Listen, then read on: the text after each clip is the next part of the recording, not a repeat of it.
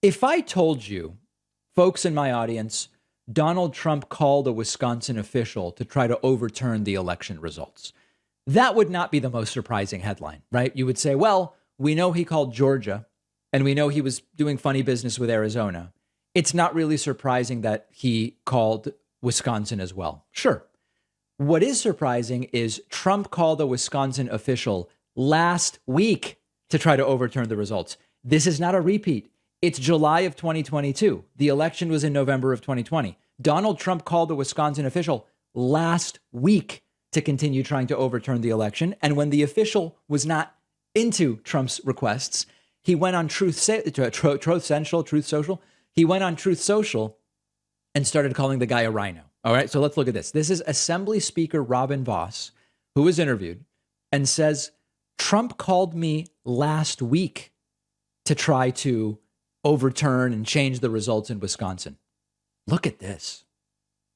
When's the last time you talked to the former president, President Trump? Within the last week. In the last week? Yeah. Before or after he tweeted about you? Before.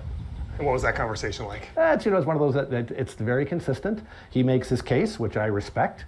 He would like us to do something different in Wisconsin. I explained that it's not allowed under the Constitution. He has a different opinion, then he put the tweet out. So, listen to that. Listen, he calls me. He tells me what he wants me to do, which I respect. And then I explain to him it's unconstitutional. Why would you respect Trump trying to strong arm you into doing something that's unconstitutional? That's not worthy of respect. And I guess Robin Vos is, trying to mince words here a little bit. What is to be respected about a former president demanding unconstitutional action? And case in point, I believe Robin Vos told Trump on the phone, yeah, we can't do that, because then Trump took to Truth Social and attacked Robin Vos, saying, quote, looks like Speaker Robin Vos, a longtime professional rhino, always looking to guard his flank, will be doing nothing about the amazing Wisconsin Supreme Court decision, stating loud and clear that the impossible to control ballot unlock boxes in the state are illegal. What a waste of a brilliant and courageous decision by Wisconsin's highest court. The Democrats would like to sincerely thank Robin and all of his fellow rhinos for letting them get away with murder, a rigged and stolen election. Now, I want to remind people in the audience who may have forgotten, or maybe you don't know, there is no such thing as decertification. Donald Trump's goal is, or Donald Trump's belief maybe, is that if there is a court ruling that says, oh, these ballot boxes were improperly used, that you can decertify the election. Now, first of all, you can't, because those very boxes had a mix of Biden and Trump ballots in them. And there is absolutely no way to even demonstrate that those specific boxes favored one candidate or hurt another. But we're already in beyond fantasy, because there's no such process as decertification. Stephen Bannon has been talking about this for a year. He'll casually say on his show, oh, yeah, we're moving to decertify Arizona. Oh, wow. That sounds pretty serious. There is no such process as decertification. Like, what does Trump think will happen? A state will say, we decertify Biden as the winner, and then Biden's kicked out of the White House and Trump is ushered in.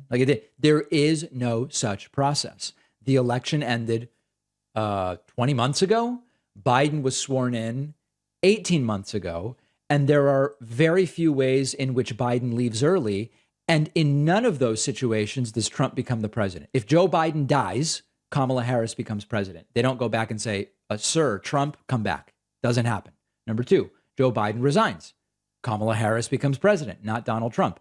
Number three, Congress impeaches and convicts Joe Biden, forcing him out of office. Kamala becomes president, not Donald Trump.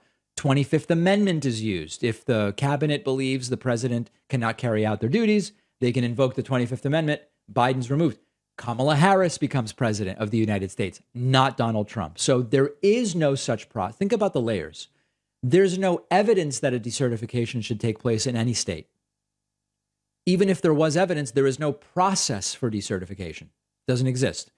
And even if you were able to, through a process that exists, like resignation, impeachment, death of a president, 25th Amendment, remove the president, it doesn't go to Donald Trump. It goes to the vice president. So it is 3 or 4 layers removed from reality. Last week, Trump tried to get the Wisconsin results overturned.